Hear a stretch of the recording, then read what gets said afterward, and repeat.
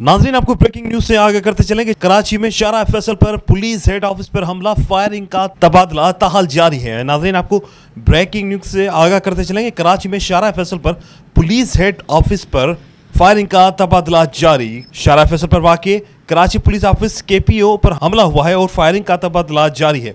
जरा के मुताबिक कराची पुलिस ऑफिस में 8 से 10 हमला आवरों की मौजूदगी की इत्तलात हैं। पुलिस ऑफिस के करीब शदीद फायरिंग और धमाके भी सुने गए हैं और हेडक्वार्टर्स की लाइट्स बंद कर दी गई हैं।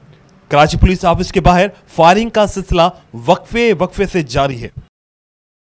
हुकाम ने बताया कि रेंजर्स पुलिस और दीगर कानून नाफिज करने वाले इदारों की भारी नफरी तलब कर ली गई है और पुलिस नफरी ने पुलिस ऑफिस को चारों तरफ से घेरे में ले लिया है। दूसरी जानिब कराची पुलिस चीफ जावेद आलम ओडो ने कराची पुलिस ऑफिस पर हमले की तस्दीक कर दी है और कहा है कि मेरी ऑफिस पर हमला हुआ है और फायरिंग का तबादला जारी है। अस्पताल जराये के मुताबिक फायरिंग के मकाम से एक जख्मी को जिला अस्पताल पहुंचाया गया है और जख्मी रेस्क्यू एहलकार है जिसे 2 गोलियां लगी हैं। उनकी हालत खतरे से बाहर है।